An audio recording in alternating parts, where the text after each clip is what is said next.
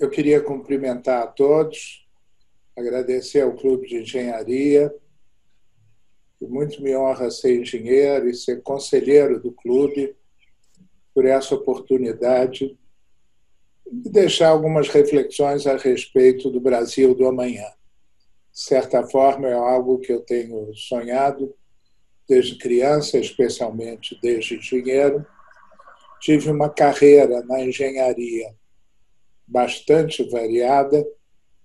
Diria que teve três ênfases. Uma ênfase ligada em urbanismo, políticas urbanas, construção civil, uma ênfase ligada em política energética, gestão de grandes empresas energéticas, e uma ênfase um pouco que deriva disso tudo, que eu acredito muito importante, é um papel de liderança que o engenheiro deve exercer na sociedade. Eu procurei exercer isso não no plano político, mas no plano das associações profissionais. Fui sócio do Clube de Engenharia, fui conselheiro do clube, fui vice-presidente da ABDIB, presidi o Conselho Mundial de Energia.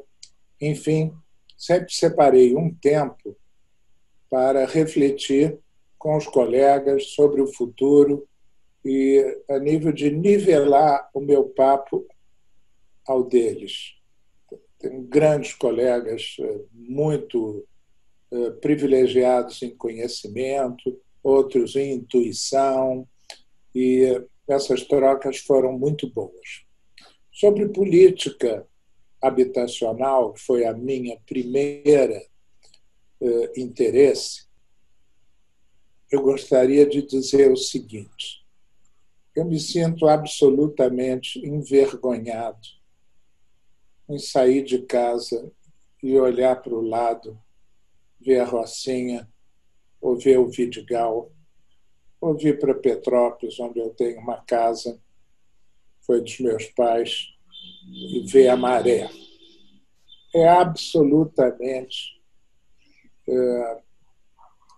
inaceitável que o Brasil, com a engenharia que tem, consiga manter essa enorme população nas favelas e a engenharia ficar mais ou menos quieta, mais ou menos submissa. Isso me incomodou muito recentemente por causa da questão do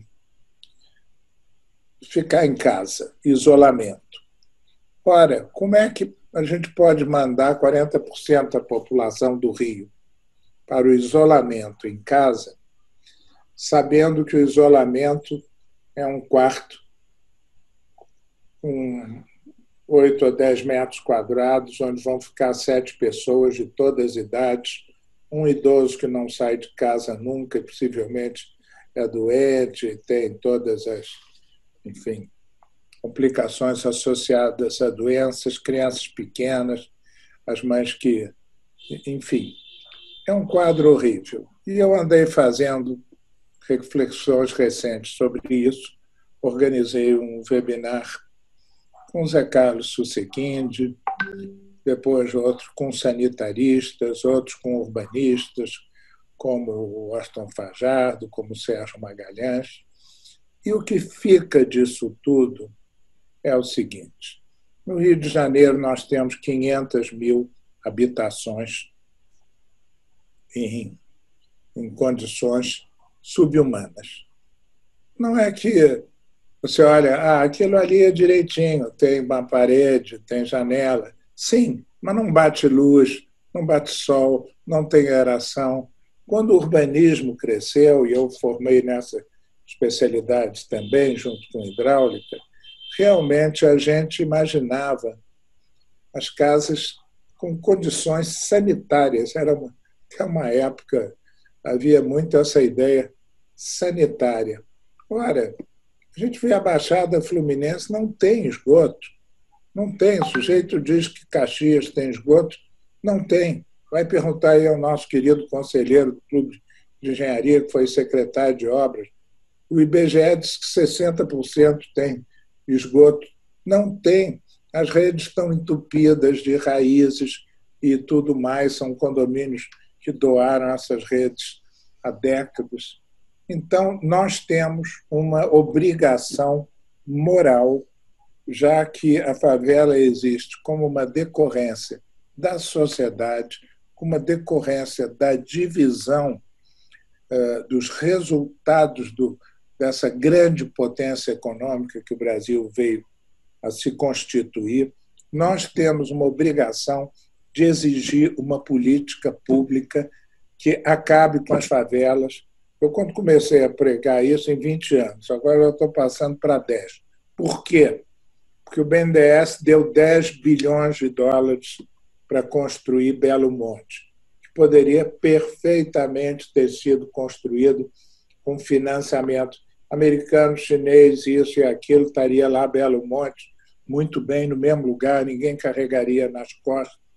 E a energia é algo que você securitiza os pagamentos, contrariamente ao pagamento de prestação de uma casa popular. Então, a prioridade é essa. Isso tem que ser feito um conceito de planejamento urbano adequado.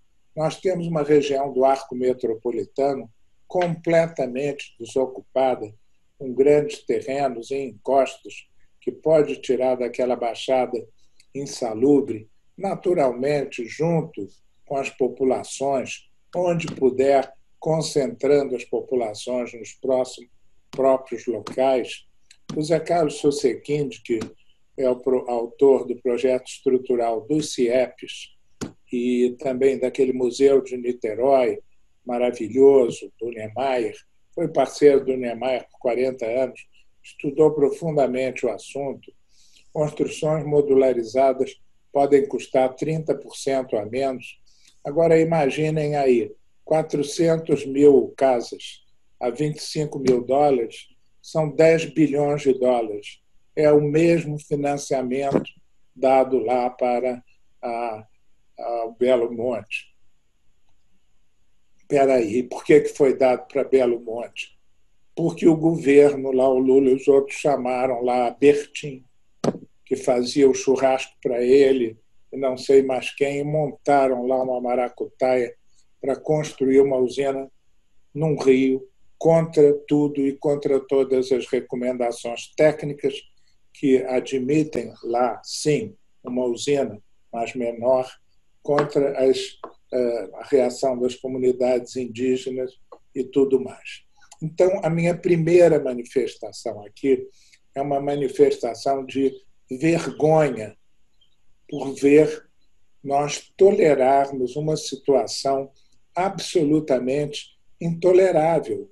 Você vai ter que fazer, olha aí, fica todo mundo em casa para não pegar Covid, e você não pode ficar em casa para pegar Covid, porque aí é a garantia que você pega mesmo, sem contar a falta de emprego.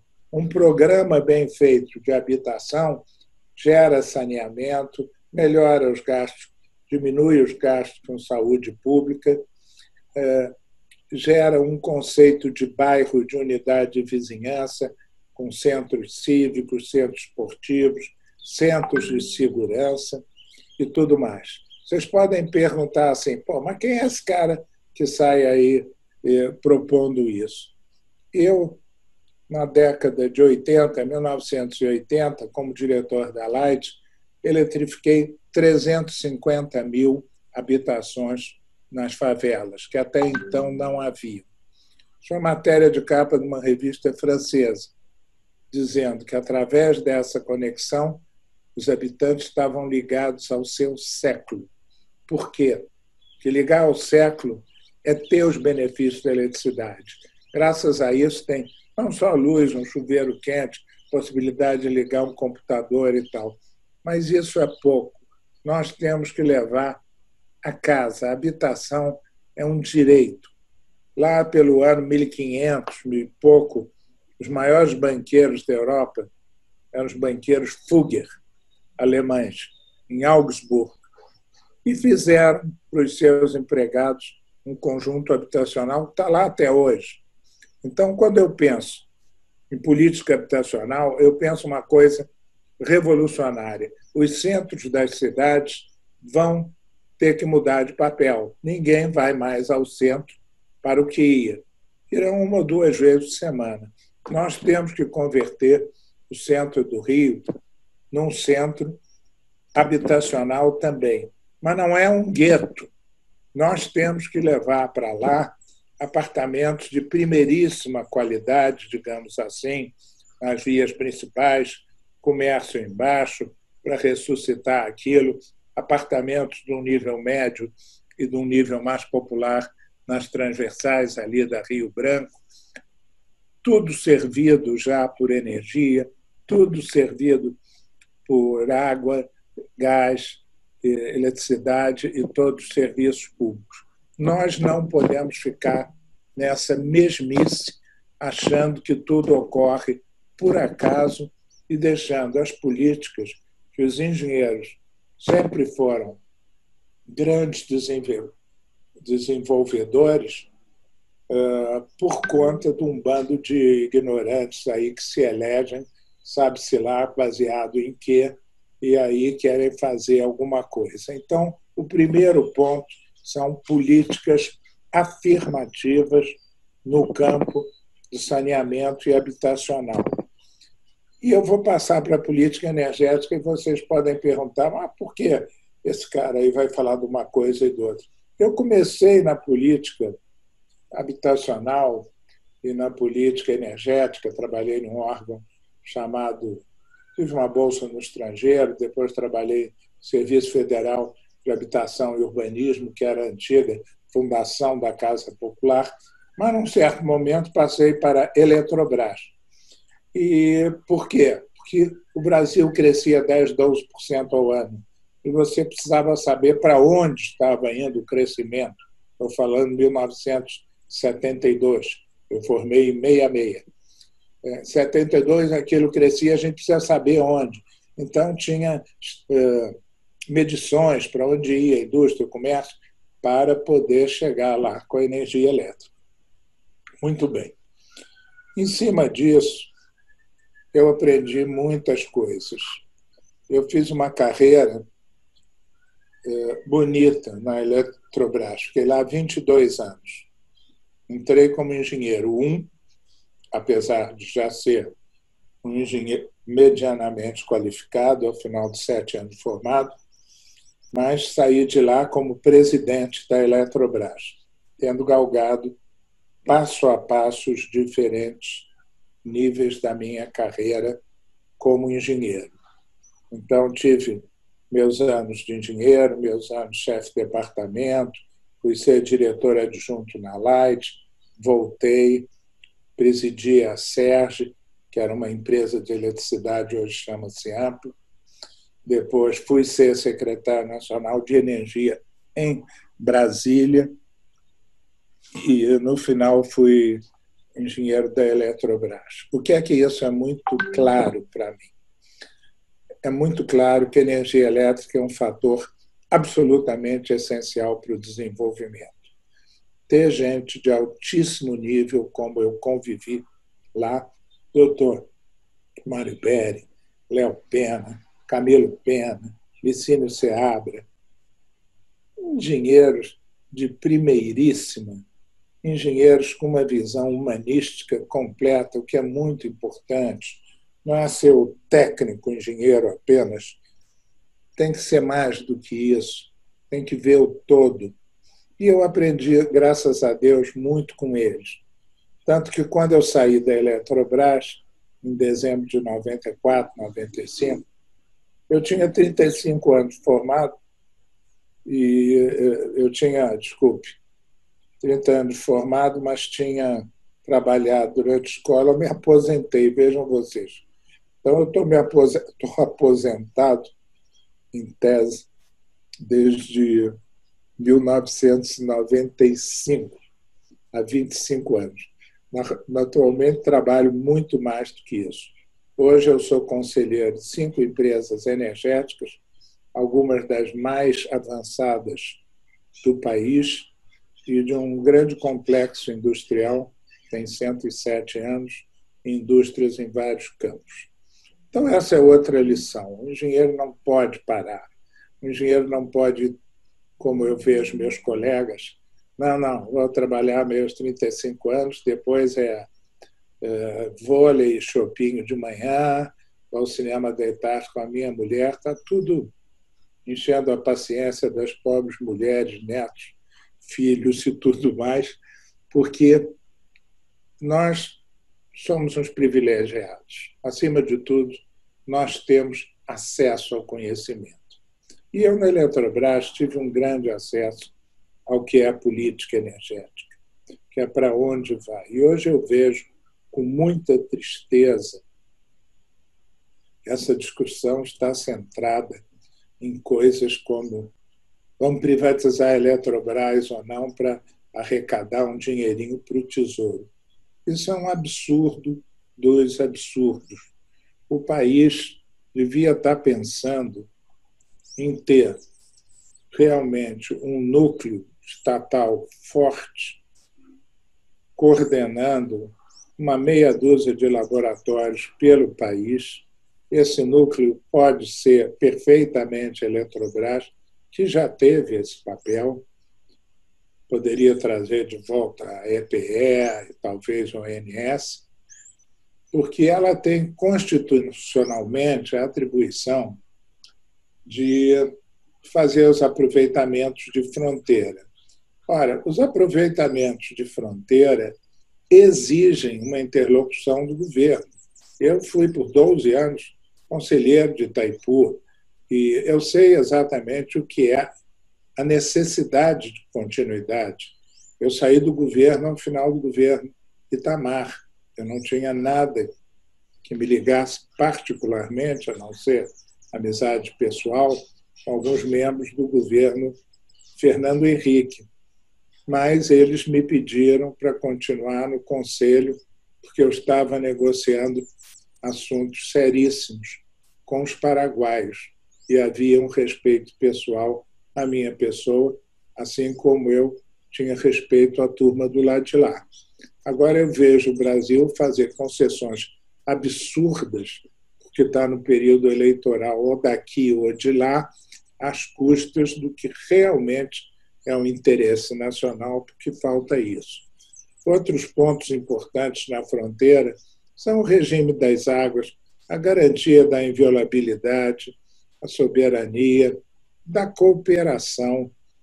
Uma das coisas mais bonitas foi a inauguração da estação de conversão de energia em Uruguaiana, uma manhã nublada, aquelas bandinhas de música do interior das 3 guarnições, Brasil, Uruguai e Argentina, tocando seus hinos nacionais, e, finalmente, uma estação que permitia, quando tinha energia aqui, passar para lá, quando tinha lá, passar para cá.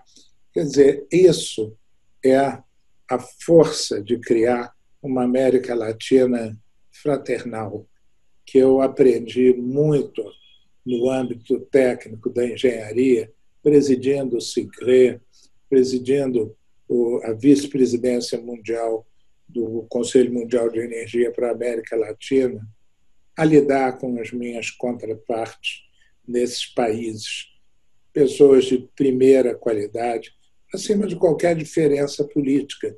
Hoje eu vejo você querer entrar em guerra com a Venezuela ou amanhã com a Bolívia por causa de uma refinaria. Isso nunca existiu. Nós sempre nos entendemos. Por quê? Porque é governo que tem continuidade, que tem uma política, que o Itamaraty nos dava essa política. O Itamaraty tinha claramente... Eu me lembro quando, às vezes, saía muito empolgado, o embaixador lá me dizia: Alqueri, vai devagar, essas políticas são centenárias, a nossa política é bilateral, com cada um com muita qualidade, e assim foi feito e nós avançamos muito. Então, eu vejo que uma Eletrobras forte na área internacional, na área de pesquisa, nós estamos no momento, minha gente, da maior transição energética em 100 anos. A última grande transição energética que o mundo teve foi quando passou do carvão para o óleo, ali pela altura da Primeira Guerra Mundial.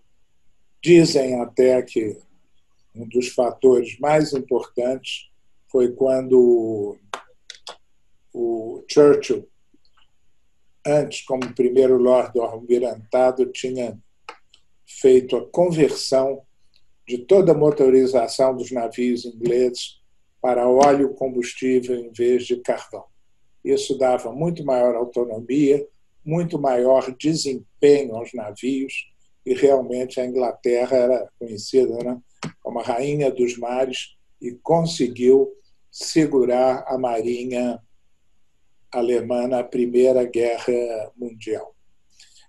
Hoje a transição é no outro campo, é a transição das fontes fósseis para as fontes renováveis. Os progressos nos painéis fotovoltaicos, na célula de combustível, dizem os centros de pesquisa mais avançados que o combustível do futuro é o hidrogênio. E o que a gente vê é uma luta desesperada das empresas de petróleo. O que está certo é o papel delas, trabalhando para o gás ser essa transição. Muito bem, que seja o gás. Mas eles mesmos já colocam, o gás é a transição, e não o gás é a solução. É muito diferente. Transição é algo que vai acabar em 10 anos. E se aqui no Brasil a gente continuar com essa lerdeza e vai para o Congresso, volta o marco regulatório, vai acabar antes de começar, porque a geração fotovoltaica, eólica, são descentralizadas. Elas estão tendo um grande avanço, especialmente o eólico. O eólico teve um avanço no Brasil, vocês não imaginam, brutal. É mais do que 10% do total da matriz. Isso é uma coisa enorme, é um sexto da hidrelétrica. Mas, na matriz energética global, petróleo é 12% e o carvão é 6%. Então, nós estamos ainda no petróleo e vamos para essa transição. Essa transição será eletrificada. Por quê? Porque você vai produzir eletricidade por alguma dessas várias maneiras e vai convertê-la. Então, ela vai andar por fios, não poluirá as cidades. Os fogões serão, se não elétricos, serão aqueles que eles chamam umas plataformas que têm os tabletops eletromagnéticos, com as frigideiras de fundo vazio, que a gente já vê na Europa inteira. É um negócio fantástico. Esse mundo está aí. E nós não estamos falando nisso. Nós estamos falando as costumeiras abobrinhas e discutindo numa subcomissão da Câmara dos Deputados com pessoas que não entendem absolutamente nada de nada, quais são as regras disso, daquilo, que de vez em quando inventam uma tomada de 3 pinos aí para atazanar a nossa vida. Bem, era isso que eu queria falar. Nós temos uma política urbana por um dever de consciência, por um dever de humanidade e por uma enorme oportunidade econômica, que é gerar empregos, diminuir a poluição. E nós temos uma política energética porque o Brasil é muito favorável, tanto no que diz respeito ao solar, à água,